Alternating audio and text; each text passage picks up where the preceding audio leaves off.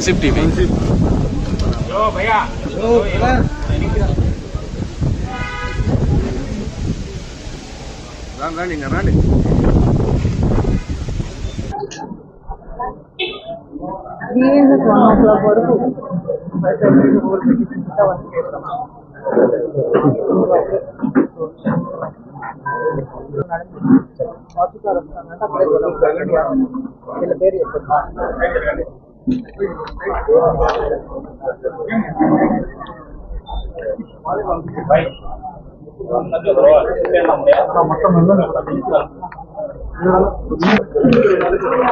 అందరినీ దూరంగా కూర్చోను press meet అయిపోయినాక వస్తున్నారు.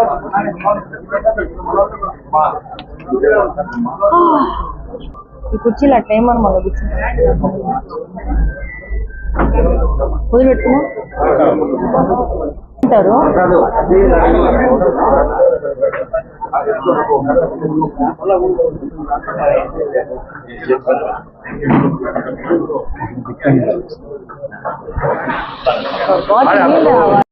ఈరోజు గత 5 సంవత్సరాల నుంచి వైసీపీ ప్రభుత్వం చేసిన భూదందాలు, సహజ వనరుల దోపిడీ గురించి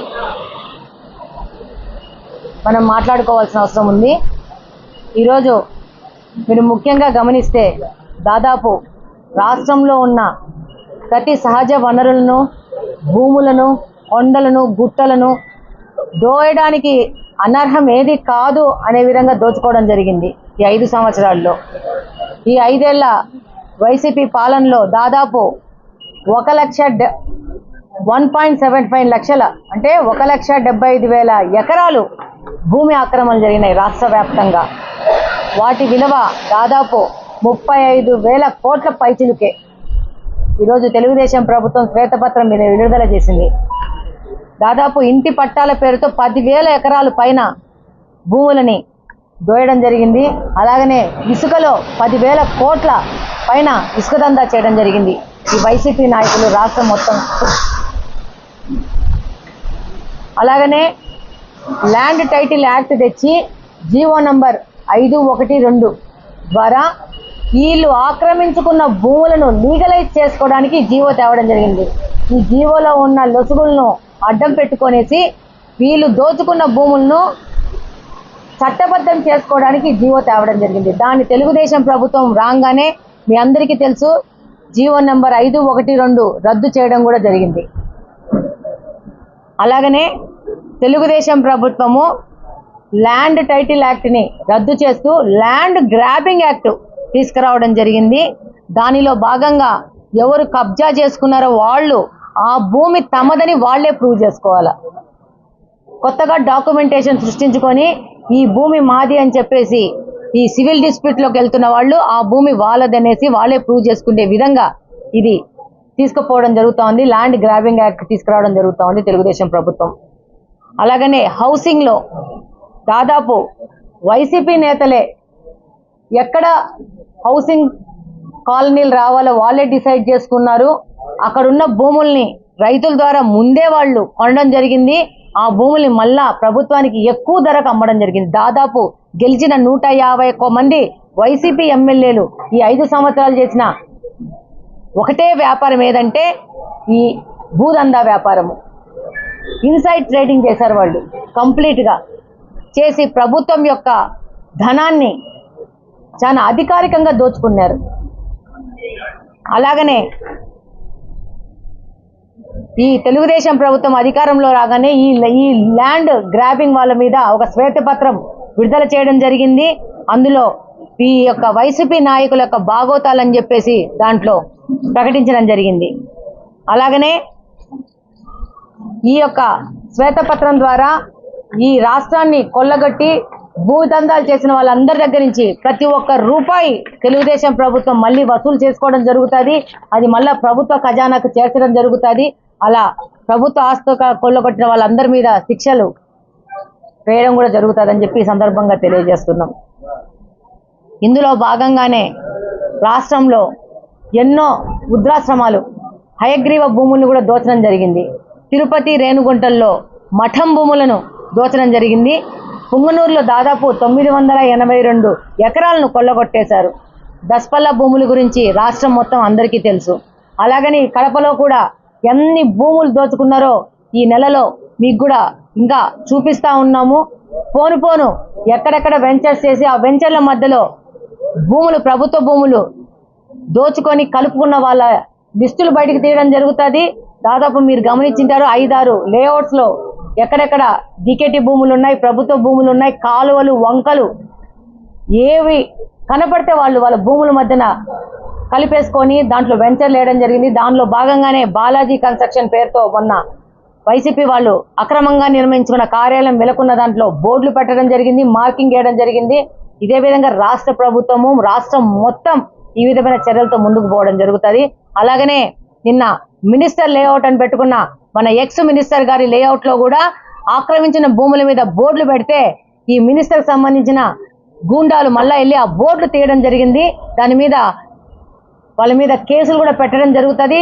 వాళ్ళకు లీగల్ ప్రొసీడింగ్స్ లో కూడా వాళ్ళు ఫేస్ చేయడం జరుగుతుంది. మళ్ళా బోర్డులు పెట్టిస్తాం. ఇంకా ఎక్కువ వాళ్ళ గూండాలు మళ్ళా ఆ వెంచర్లలో వెళ్తే వాటికి ఫెన్సింగ్ కట్టి గవర్నమెంట్, కార్పొరేషన్, రెవెన్యూ సిబ్బంది వాళ్ళ ఆధీనంలో ఆ భూములు పెట్టడం జరుగుతుంది. అలాగనే ఈ భూదందాలో భాగంగా 13,800 ఎకరాల ఆవా భూములు, అంటే పశువులు మేయడానికి పెట్టిన గ్రీజింగ్, అంటే వాళ్ళు మేయడానికి పెట్టిన భూములు, ఆ భూములు దాదాపు 13,800 ఎకరాలు వాళ్ళు కబ్జా చేయడం జరిగింది వైసీపీ నాయకులు. అలాగనే తక్కువ ధరకు 40,000 ఎకరాలు ప్రభుత్వ భూములు వాళ్ళు కొనుక్కొని వాళ్ళ పేరున చేయడం జరిగింది. అలాగనే అధికారులను బెదిరించి కొంతమంది అధికారులు వాళ్ళకు లోబడి అధికారుల ప్రోద్బలంతో కూడా ఈ యొక్క భూముల్ని వాళ్ళు కబ్జా చేయడం జరిగింది. వాళ్ళకి వత్తాసు పలికిన అధికారులు కూడా ఇందులో భాగంగా వాళ్ళు కూడా శిక్షకు అర్హులు.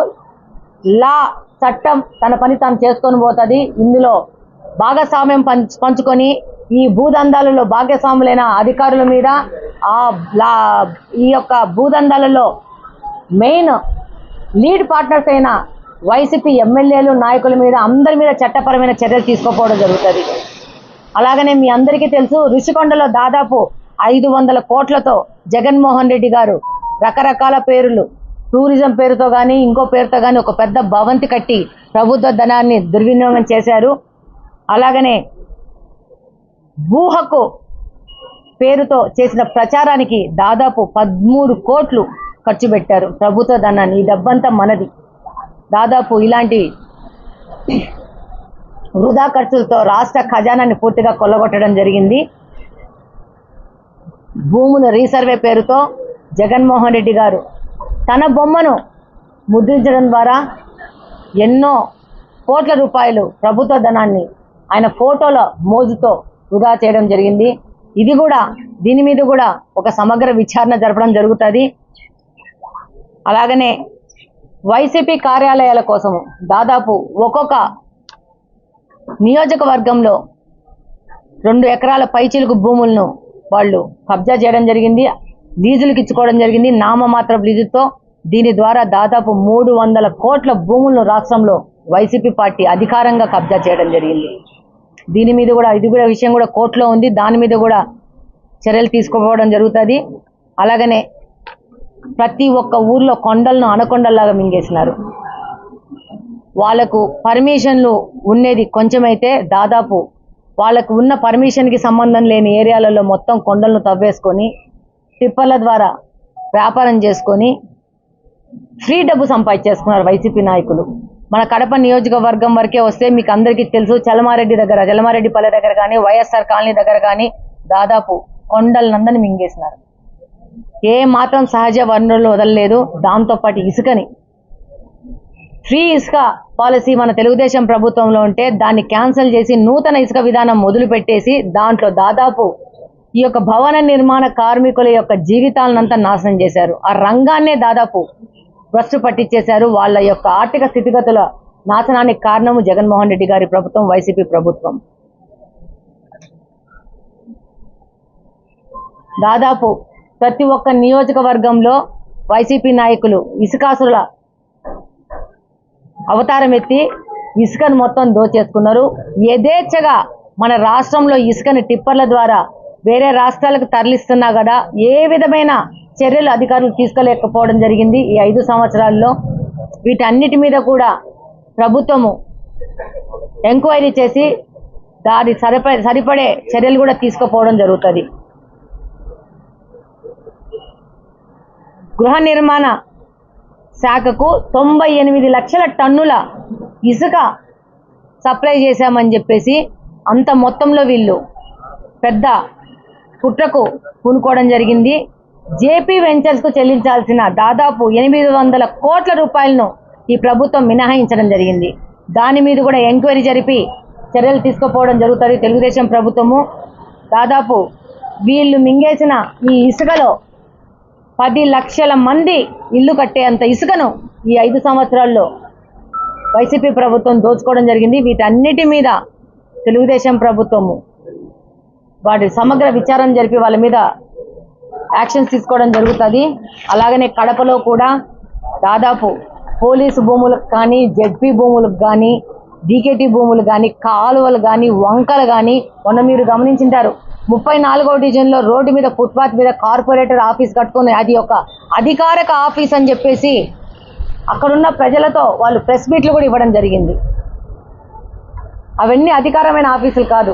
ఆయన ఏదో ప్రజలకేదో సేవ చేస్తున్నానని చెప్పేసి నేను ఫుట్పాత్ మీద ఆఫీసు ప్రజల సేవ చేయడానికి కట్టుకున్నానని చెప్పేసి వాళ్ళు చేసిన దుర్మార్గాన్ని సన్మార్గంగా చూపించుకోవడం జరుగుతూ ఉంది. ఇది ప్రజలందరూ కూడా ఖండించాల్సిన అవసరం ఉంది. అలాగనే ఈరోజు మీరు గమనిస్తే స్కూళ్ళల్లో మున్సిపల్ స్కూల్స్లలో వాటర్ ప్లాంట్లు పెట్టుకున్నారు. అక్కడున్న ఆఫీసర్స్ని మేనేజ్ చేసుకొని స్కూళ్ళల్లో క్లాసులు జరగాల్సిన స్కూళ్ళల్లో వాటర్ ప్లాంట్లు పెట్టుకొని యథేచ్ఛగా నీళ్ళ వ్యాపారం చేసుకుంటున్నారు ఎంతోమంది చిన్న వైసీపీ నాయకులు. అలాగనే కడపలో ఇంకా రెవెన్యూ డిపార్ట్మెంట్కి కానీ కార్పొరేషన్ వాళ్ళకి కానీ ప్రతి ఒక్క వెంచర్ని సర్వే చేయడం జరిగింది. గౌస్ నగర్లో కూడా దాదాపు 1.5 ఎకరము వైసీపీకి సంబంధించిన నాయకులు కబ్జా చేయడం జరిగింది. దాని మీద కూడా సమగ్ర రిపోర్ట్ వచ్చింది. దాని మీద కూడా ఎంక్వైరీ చేయడం జరుగుతుంది. ఆ యొక్క భూములని మళ్ళా ఫెన్సింగ్ వేసేసి ప్రభుత్వ ఆధీనంలోకి తీసుకురావడం జరుగుతుంది. ఈ యొక్క భూ కబ్జాలు ఎవరు చేసినా, ఏ పార్టీ వాళ్ళు చేసినా వాళ్ళ మీద యాక్షన్స్ తీసుకోవడం జరుగుతుంది. ఆ యొక్క భూముల్ని మళ్ళా ప్రభుత్వానికి అప్పగించడం చేసి ఆ భూములలో ప్రజలకు ఉపయోగపడే పనులు, ప్రజలకు అవసరం వచ్చే యొక్క ప్రాజెక్టులు కట్టడం జరుగుతుంది. ప్రజలకు అందుబాటులో తీసుకురావడం జరుగుతుంది. ఇక్కడే కాదు, కడప నియోజకవర్గాలు ఇంకా ఎక్కడెక్కడ ఉన్నాయో అక్కడక్కడ లోకల్లో ఉన్న వాళ్ళు కూడా వచ్చేసి మాకు వాటి యొక్క సమాచారం తీసుకొచ్చి ఇస్తున్నారు. వాళ్ళు తీసుకొచ్చే విధంగానే మేము ముందుకెళ్ళేసేసి సంబంధిత అధికారులతో వీటి దృష్టికి తీసుకుపోయి అక్కడ సర్వేలు చేయించి దానికి సంబంధించిన సమగ్ర రిపోర్ట్ తయారు చేయించి దాని తదుపరి యాక్షన్స్ తీసుకొని వాటినన్నిటిని ప్రభుత్వ ఆధీనంలోకి తీసుకొచ్చి రాబో కాలంలో వీటిల్లో ప్రజలకు అందుబాటుగా ఈ అంగన్వాడీలు కానీ, మనకు ఈ ప్రాథమిక హెల్త్ సెంటర్స్ కానీ, స్కూల్స్ కానీ ఇంకా ఏదైనా ప్రజలకు అందుబాటు అయ్యే విధంగా ఈ యొక్క ల్యాండ్లను వాడుకోవడం జరుగుతుంది.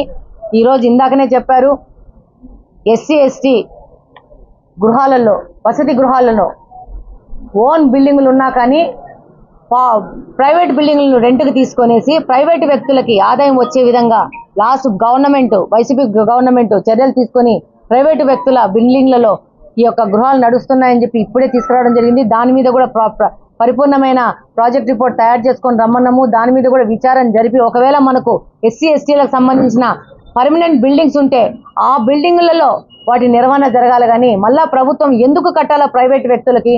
దీంతో పాటు దాదాపు ఈ యొక్క కార్పొరేషన్లో చాలా మంది కార్పొరేటర్లు వాళ్ళ సొంత బిల్డింగ్లో సచివాలయాలు పెట్టుకుంటున్నారు. పెట్టి ఈ యొక్క కార్పొరేషన్ డిక్టేట్ చేయడం మొదలుపెట్టారు. గ్రీవియన్సెస్ ఏమన్నా ఉంటే కార్పొరేటర్ ఆధీనంలోకి వెళ్తా ఉంది. దీన్ని కూడా తప్పకుండా విచారణ చేసి ఎక్కడెక్కడ ఈ యొక్క మిస్లీడ్ జరుగుతూ ఉంది, ఎక్కడెక్కడ వీళ్ళు ప్రజలను దోచుకుంటున్నారు. నేను ప్రచారంలో భాగంగా మేము నకాష్లో పోతే 34, 35 డివిజన్లో పోతే అక్కడ ప్రజలు చెప్పిన విషయం ఏంటంటే అక్కడ వేస్తున్న రోడ్డు వేస్తుంది గవర్నమెంట్. ఆ రోడ్డు వేయాలంటే ప్రతి ఒక్క ఇంటి నుంచి 10,000 రూపాయలు వసూలు చేసుకొని పోయినారని చెప్పేసి, అది కాంట్రాక్టరు కార్పొరేటరు ఇద్దరు కలిసి చేసుకొని పోయినారని వాళ్ళు మాకు చెప్పిన విషయము. డెఫినెట్గా దాని మీద కూడా విచారణ చేయడం జరుగుతుంది. నేను క్యాంపెయినింగ్లో కూడా చెప్పాను, మీకు రోడ్డు వేయడం అనేది ప్రభుత్వం యొక్క ధర్మము. మీరు ఎందుకు కార్పొరేటర్ కానీ కాంట్రాక్టర్ కానీ డబ్బులు కట్టారని, మాకు రోడ్డు కావాలా, వీళ్ళు రోడ్డు వేయకుండా తాత్సారం చేస్తున్నారు, అందుకని మేము కట్టాల్సి వచ్చిందని చెప్పడం జరిగింది లోకల్ ఉన్న వాళ్ళు. డెఫినెట్గా దాని మీద కూడా విచారణ చేయడం జరుగుతుంది. సరిపోయిన సాక్ష్యాలను తీసుకొచ్చి వాళ్ళ మీద విచారణ చేయడం జరుగుతుంది. బ్యాలెన్స్ ఉన్న వర్కులు కూడా ముందుకు పోవడం జరుగుతుంది. ఎక్కడ కడప నియోజకవర్గంలో ఎక్కడ భూ ఆక్రమణ జరిగినా, ఎక్కడ మట్టి ఆక్రమణ జరిగినా, ఎక్కడ ఇసుక వ్యాపారం జరిగినా దాన్ని తక్షణమే కంట్రోల్ చేసి వాళ్ళు ఈ యొక్క వ్యాపారాలకి అక్రమంగా పాల్పడుతున్న వాళ్ళ మీద చర్యలు తీసుకోవడం జరుగుతుంది. కొంతమందికి చలమారెడ్డిపల్లిలో కొంతమందికి ఇవ్వడం జరిగింది. ఆ యొక్క స్థలాలు నివాస యోగ్యం లేని స్థలాలు. గతపు చలమారెడ్డిపల్లిలో నేను క్యాంపెయినింగ్ లో వెళ్ళడం జరిగింది. దాదాపు కొండ ఏటవాలుగా ఉన్న చోట, రాళ్ళు రప్పలు ఉన్న చోట జగనన్న కాలనీలు ఏర్పాటు జరిగింది. దీన్ని కూడా నేను ఇప్పుడు చెప్తా ఉండేది అదే, వీళ్ళు ఇలా పనికిరాని పొరంబోకు భూములందరినీ ఈ యొక్క వైసీపీ నాయకులు తక్కువ ధర కొనుక్కొని వాళ్ళే డిసైడ్ చేసి ఈ జగనన్న కాలనీలు అక్కడ ఇవ్వాలని చెప్పి డిసైడ్ చేసి ఇవ్వడం జరిగింది. వీటి మీద కూడా విచారణ జరపడం జరుగుతుంది. అలాగనే ఎక్కడెక్కడ ఇల్లులు కట్టుకున్నారో అక్కడ మెయిన్ సమస్య ఏమొస్తుందంటే నీళ్ళ సమస్య ఉంది, రోడ్లు లేవు, కరెంట్లు లేవు. వీటికి కరెంటు, నీళ్లు, రోడ్లు ఇచ్చే విధంగా కూడా ముందుకు పోవడం జరుగుతుంది. దాని మీద కూడా కార్పొరేషన్ లో డిస్కషన్ జరిగింది కమిషనర్ గారితో. డెఫినెట్ గా వాటికి సంబంధించిన తదుపరి చర్యలు కూడా తీసుకోవడం జరుగుతుంది. అంతేకాకుండా టిట్కో ఇల్లులు, మన తెలుగుదేశం ప్రభుత్వం చాలా ప్రతిష్టాత్మకంగా కట్టిన టిట్కో ఇళ్లలో కూడా ఇంకా మిగిలిన వర్క్ ఏమైందంటే డ్రైనేజ్ కనెక్షన్స్ ఇవ్వడము, నీళ్ళ కనెక్షన్స్ ఇవ్వడము. దీని మీద కూడా ఇమీడియట్ గా యాక్షన్ తీసుకొని ముందుకు వెళ్ళాలని చెప్పి దాని మీద కూడా డిస్కషన్ జరిగింది. కొంచెం గవర్నమెంట్ సెటిల్ అయ్యే టైం ఉంది. అది అవ్వంగానే డెఫినెట్ గా నారాయణ గారితో మాట్లాడేసి ఆ యొక్క మిగిలిపోయిన వర్కులు ఫినిష్ చేసి దాని లబ్ధిదారులకి ఎంత త్వరగా వీలైతే అంత త్వరగా పంచాలనే ఆతృత మాలో కూడా ఉంది. అన్ని విషయాలు మాకు సహకరిస్తే ఎంత తొందరగా ఉంటే అంత తొందరగా టిట్కో యొక్క వాళ్ళ ఇళ్ళ లబ్ధిదారులకి ఆ ఇల్లులు ఇచ్చి వాళ్ళకి మేము కూడా ఆ యొక్క సంతోషంలో భాగం కావాలని మేము కూడా కోరుకుంటున్నాము. ఇంటింటికి చెత్త కార్యక్రమం బండి వస్తాను, గతంలో రోజు వస్తాను, ఇప్పుడు చెత్త పనులు తీసేసిన ఉద్దేశంతో 4 రోజులకు ఒకసారి, 3 రోజులకు ఒకసారి రోగాలు ఎక్కువ. దీని మీద పరిశుభ్రత అన్న మొన్న కార్పొరేషన్ కమిషనర్తో డిస్కస్ చేయడం అండి. ఫాగింగ్, డ్రైనేజ్ క్లీనింగ్, చెత్త ఎత్తడం గురించి మా టాప్ ప్రయారిటీ అని చెప్పడం జరిగింది. దాదాపు తెలుగుదేశం ప్రభుత్వము చెత్త ఎత్తడానికి ఉన్న 100 రూపాయల రుసుము తీసేస్తే దాదాపు కార్పొరేషన్కి 65 లక్షల రూపాయలు ప్రతి ఒక్క నెల భారం పడింది.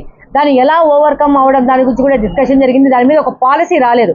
యాక్చువల్గా చెత్త మీద డబ్బులు వసూలు చేయొద్దు అని చెప్పేసి గవర్నమెంట్ నుంచి ఏం డైరెక్షన్స్ రాకపోయినా కానీ పేపర్లో ఇచ్చిన న్యూస్ల వల్ల, మీడియా ప్రతినిధుల యొక్క అత్యుత్సాహం వల్ల ఎక్కడికక్కడ చెత్తకు డబ్బు కలెక్ట్ చేసుకోవడం మానేయడం జరిగింది. ఎలాగో మేము ప్రభుత్వము చెత్తకు డబ్బులు కలెక్ట్ చెయ్యము అని చెప్పాం కాబట్టి మేము కూడా దాని మీద స్పందించకుండా చెత్తకు డబ్బు కలెక్ట్ చేయకపోయినా కూడా మేము గమనించాం. ఎందుకంటే మేము మా యొక్క మేనిఫెస్టోలో చెప్పాం కాబట్టి డెఫినెట్గా మీరు చెప్పినట్టు దీని మీద ముందుకు పోవడం జరుగుతుంది. మేము కమిషనర్కి కానీ చాలా క్లియర్గా చెప్పడం జరిగింది. ఫాగింగు, డ్రైనేజ్ క్లీనింగు, అంతే చెత్త చేయడము ఎక్కడైనా 1-2 చోట్ల 2-3 రోజులు రాలేకపోవడం జరిగిందేమో నాకైతే ఐడియా లేదు. డెఫినెట్గా మళ్ళీ దీని మీద రివ్యూ మీటింగ్ చేయడం జరుగుతుంది. అంటే ఇప్పుడు ఏం జరుగుతుందంటే చెత్త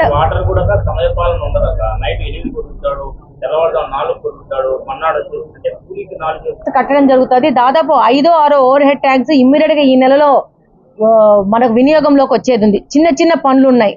ఒక 5-10 రోజులలో ఆ పనులు అయిపోవడం జరుగుతుంది. దగ్గరలో నెక్స్ట్ మంత్ లో దాన్ని ఓపెన్ చేయడం జరుగుతుంది.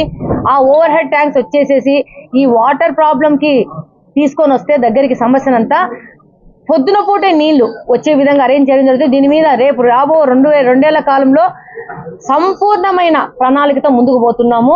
మీరే చూస్తారు రాబో కాలంలో కంప్లీట్ గా ప్రజలకి ఇప్పుడు 3 రోజులు 4 రోజులకు ఒకసారి వాటర్ వస్తూ ఉంది. దానివల్ల ఎక్కువ నీళ్లు పట్టేసుకుంటున్నారు. అంటే రేపు వస్తుందో రాదో అన్న ఆలోచనతో న్యాచురల్ అన్న హ్యూమన్ సైకాలజీ వెరీ న్యాచురల్ డెఫినెట్గా పట్టుకుంటున్నారు. అందుకని దాని మీద లేసి దినమార్చి దినము నీళ్లు వస్తుంది అనే కాన్ఫిడెన్స్ వాళ్ళకి కలిగించే విధంగా ఈ యొక్క రిసోర్సెస్ అన్ని సెటరైట్ చేసుకొని రేపు ఒక రోజు దాటితే మరుసటి రోజు నీళ్లు వస్తాయనే విధంగా ముందుకు పోవడం జరుగుతుంది. డెఫినెట్గా వచ్చే 6-7 నెలల కాలంలో ఈ యొక్క సమస్యను అధిగమించడం కూడా జరుగుతుంది. వ్యవహారం కంప్లీట్ గా ఆ వ్యవహారంలో వాళ్ళు కంప్లైంట్ చేసుకున్న ఆ నలుగురు వ్యక్తులకు సంబంధించింది. ఇది నా పర్సనల్ ఒపీనియన్. కానీ రాష్ట్రంలో వైసీపీ ప్రభుత్వం వచ్చినాక ప్రతి ఒక్క సమస్య ప్రతి ఒక్కరు చర్చించుకోవాలనే ఒక కొత్త విధానం వచ్చింది. చర్చించుకోవాల్సిన అవసరం లేదు. అది ఆ లేడీకి ఆ కేసుతో సంబంధం ఉన్న నలుగురు వ్యక్తులకు సంబంధించింది. కానీ విజయసాయిరెడ్డి గారు కూడా దాన్ని వాళ్ళ ప్రైవేట్ వ్యవహారంగా తీసుకొని ఉండింటే బాగున్ను. కానీ ఆయన కొంచెం ఓవర్ రియాక్ట్ అయిపోయేసి మీడియా ప్రతినిధులను అరిచాడంటే సఫకేట్ అయ్యాడు. ఆయన ఇబ్బంది పడ్డాడు. ఆ ఇబ్బందిని మీ మీద చూపించినాడు. కానీ నేను రిక్వెస్ట్ చేసేది ఏంటంటే ప్రతి ఒక్క చోట ఎవరో ఎక్కడో ఒక విషయం రాగానే అదంతా రాష్ట్రానికి సంబంధించిన విషయంగా మనం తీసుకోవాల్సిన అవసరం లేదు. ఇంకొక మాట కూడా మాట్లాడుతున్నాను. సదరు వ్యక్తి శాంతి గారు నేను ఎస్టీ కాబట్టి మాట్లాడుతున్నారు అని అంటున్నారు. అసలు ఇక్కడ ఎస్టీ ఏమొస్తుంది, బలిజ ఏమొస్తుంది, బీసీ ఏమొస్తుంది, ఓసీ ఎందుకు వస్తుంది? అది మీ సమస్య. మీ మధ్య ఏం జరిగిందో కామెంట్ చేయడానికి నాకే హక్కు లేదు. ఇందులో క్యాస్ట్ ఎందుకు వస్తుంది? మీరు నిర్ణయించుకోవాలా. మీ మీద మీరు అపవాదు చేసుకున్న విధంగా మీ మీద వచ్చిన ఆ విషయము మంచిదా చెడ్డదా, ప్రజలు హర్షిస్తారా హర్షించరా అనేది మీరు నిర్ణయం చేసుకోవాలా. అంతా మీరు చేసేసుకున్నారు. ఆ తర్వాత దాన్ని కులాలకు ఆపాదిస్తున్నారు. ప్రతి ఒక్క చోట కులం ఎందుకు వస్తుంది? మీరు ఫిట్ అండ్ ఫైన్ అని మీ డెసిషన్ తీసుకొని ముందుకు పోయారు. అది మీ పర్సనల్ వ్యవహారం. నేను మీ పర్సనల్ వ్యవహారం మీకు ఆ విధంగా ఏ నిర్ణయం తీసుకోవడానికి మీకు హక్కు ఉంది. కానీ మీరు అన్ని చేసేసేసి అది మీడియాలోకి రాగానే పబ్లిక్ అవ్వగానే నేను ఎస్టీని కాబట్టి నన్ను టార్గెట్ చేస్తోంది మీడియా, నేను ఎస్టీని కాబట్టి నన్ను టార్గెట్ చేస్తున్నారు అనేది ఎంతవరకు సబబు నేను అనుకుంటున్నాను. కులాలను ఎంతవరకు మనము ముందుకు తీసుకుపోవాలా? అంటే నువ్వు తప్పు చేసినప్పుడు కులము, నువ్వు ఒప్పు చేసినప్పుడు కులం కాదా? అందరూ ఆలోచించుకోవాలి. ప్రతి ఒక్కరు వచ్చేసి ఇప్పుడు ఎట్లా ఉందంటే సమాజము, నన్ను మీ అందరికీ తెలుసు ఎస్టీ కులాలకు సంబంధించిన వాళ్ళు నన్ను ఎలా తిట్టారు ఎలక్షన్ ముందు. అసలు ఆ ప్రాంతంలో నేను లేను కూడా లేను. ఆ సంఘటన జరిగింది, మాసాపేటలో సంఘటన జరిగిన రోజు నేను లేను. అసలు నేను ఆ రోజు చిలకలబావిలో ఉన్నాను.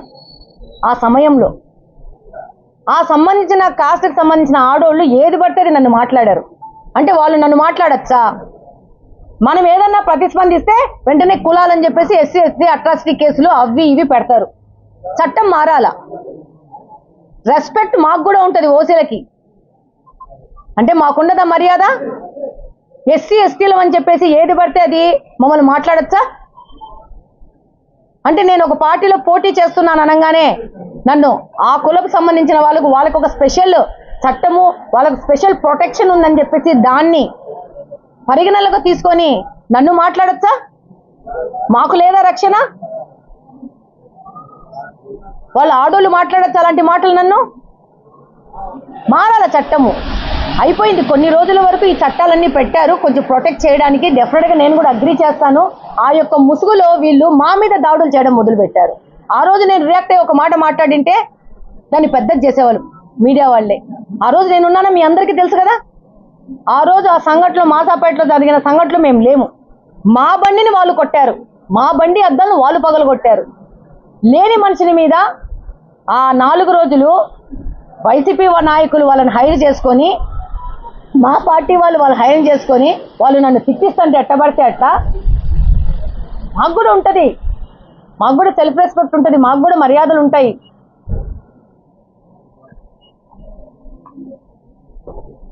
తీయకముందే పేపర్లలో వచ్చేసింది.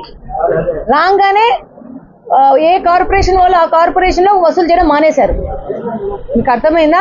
సో ఆ 65 lakhs కార్పొరేషన్ మీద పడుతున్న భారానికి ప్రభుత్వము ఒక సొల్యూషన్ ఇవ్వాలి. అంటే అది మనకు రీఎంబర్స్ చేయాలి కదా.